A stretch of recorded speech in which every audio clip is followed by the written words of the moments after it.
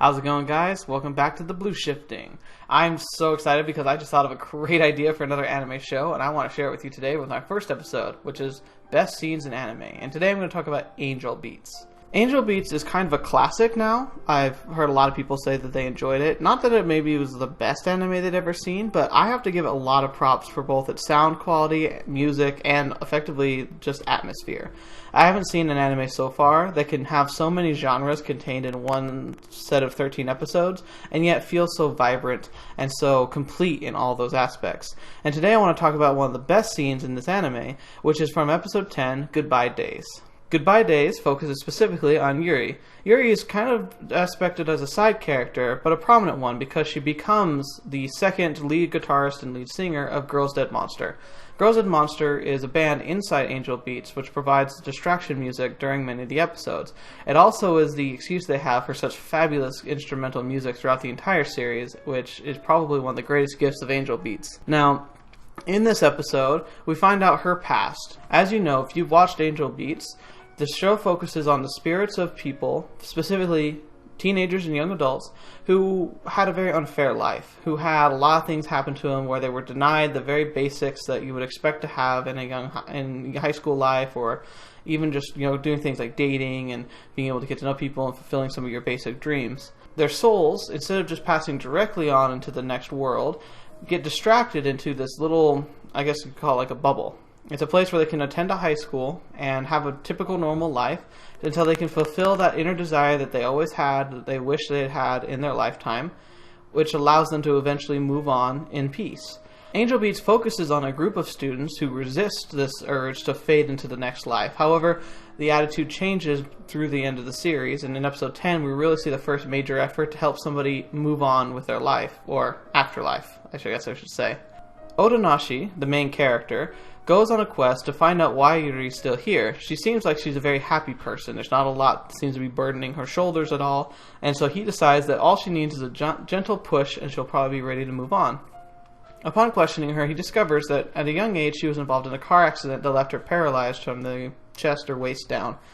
It pretty much made her immobile, and it meant that she never got to do any of the things in life that she wanted. She grew up watching television, which was her only outlet to the outside world, and so a lot of her wishes were involved with that. This included doing a German professional wrestling maneuver, which was hilarious. It also involves her doing a soccer match where she can outrun 5 other players and score a goal, which, with the help of Angel, is provided and is also pretty cool. And finally, she wants to hit a home run. Now, sadly, this last request that she makes of Otonashi doesn't quite come to fruition. They try for 3 solid days, and yet she decides at the end that she doesn't really need that to be happy. And so Otonashi, obviously concerned that he's not fulfilling her dreams, asks her if there was something else that she missed. And she says that ultimately the one thing that she really had wished she could have in her life was getting married. Now, it's interesting because I have to agree, I am married myself, and I think it is a wonderful thing. And to be able to find somebody who you can share that time with is truly special.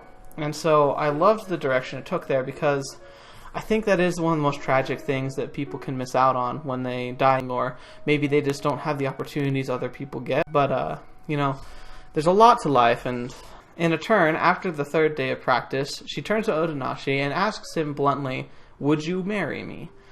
She's not actually asking, like, would you marry me on the spot, but she's implying that, would you have married me, if you'd actually known me? And Otonashi's trying to not be, like, a liar or dishonest, and he isn't sure how to answer the question. However, while Otonashi's trying to answer the question, Hinata, another character, probably one of the main characters actually, he sticks it out through the end, steps up and says, "I would marry you." Towards the end of this episode is really where we see the scene that I wish to talk about, and possibly one of the most powerful scenes I've seen in the entire series of Angel Beats.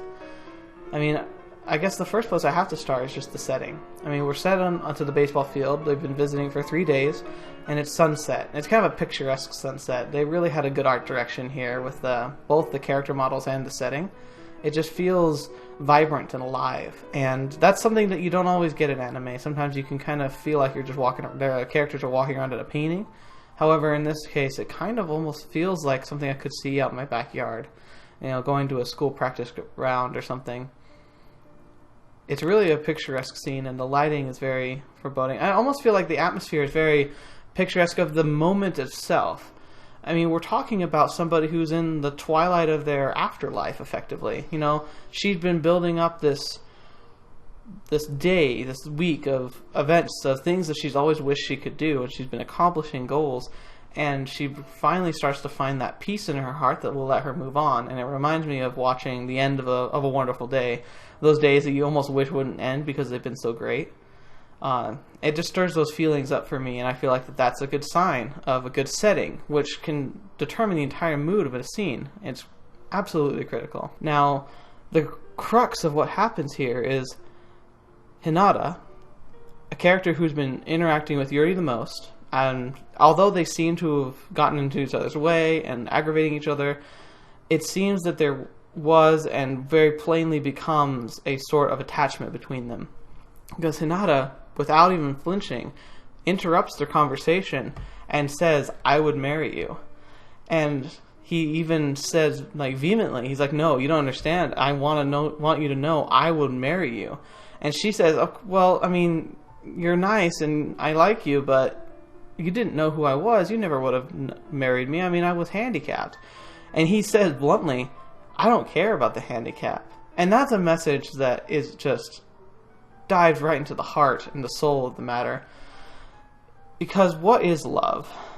That's something I don't think we really have an answer to, but Angel Beats tries to kind of chase after that answer by pointing out that, you know, just because people aren't in their ideal situations, just because you're not the most physically fit or capable, or if you have a handicap, or even, I don't know, a type of mental impairment or a type of physical impairment, these types of things don't have to be the barriers to you experiencing love.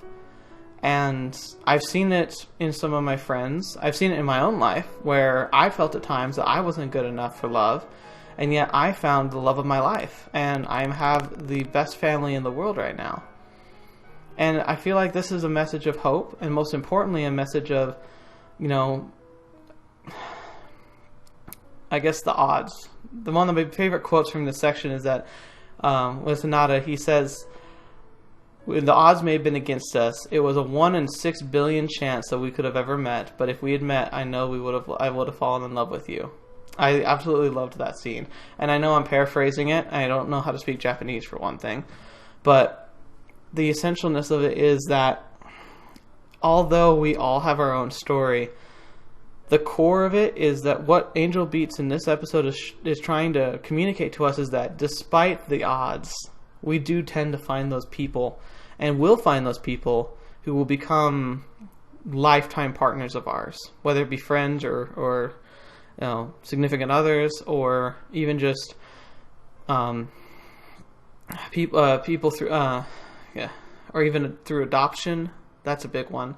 I think that true love is out there for all these people.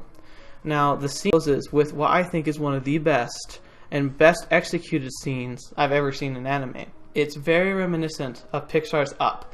And probably the best part of that movie is the first 10 minutes, where we saw the life story of our main character and his wife without words, but stills and pictures and movements, where you saw an entire life pass before your eyes and could feel in your heart and your soul that there was meaning to that.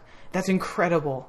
You can watch movies that take 3 hours to try and communicate a basic feeling of something that you should care about. And yet these masters can take a few little moments without even words and can pull it all together for you. And that's actually what happens at the end of this episode. We have the perfect touch of the love they may have shared shown in almost like looking at watercolor paintings lined up row after row, and stage after stage, showing basic movements, communication of how he finds her even though she's stuck in bed because of his baseball, and he comes in and helps her mother, who has been taking care of her by herself, to make it so that she could be well cared for, and to watch that potential love they could have had. And gosh darn it, I didn't want to cry. It is just that moving, though. And that's what makes it absolutely beautiful. And the best part that adds the touch is that the masters of this show really knew how to work with their music. because the musical emotional score that they play in the background of this entire thing ties it all together so well that I don't think anybody in their right mind who's paying attention and really like engrossing themselves in the scene can walk away with dry eyes. It's the essence of, I think, what we're all looking for, and part of what makes this anime so great. No, it's not the best drawn, no, it's not the best acted, and it doesn't have the most incredible of plots, but there's very few shows ever that tap into such good, pure emotions that get you right in here. So I nominate this as one of the best scenes in anime, especially in Angel Beats, but potentially one of the best scenes in any anime. If you haven't seen Angel Beats, please watch it now. I haven't really been able to spoil anything for you, so I know you'll have a great ride, and pay attention. And if you have seen Angel Beats, I challenge you to go watch this episode again, and really let yourself immerse inside the feelings and the emotions that are portrayed there. It is a wonderful, wonderful scene, and possibly something we should all look to when it comes to writing or film directing. These are the types of things that really impact an audience and leave them coming away with a sense that they not only did not waste any time, but that they're better because they were there to see it. Thank you so much for watching. Leave a like if you enjoyed this series, and I hope to continue to make more of them. Subscribe if you want more weekly anime and gaming content. And as always, I'll see you in the next video. Bye!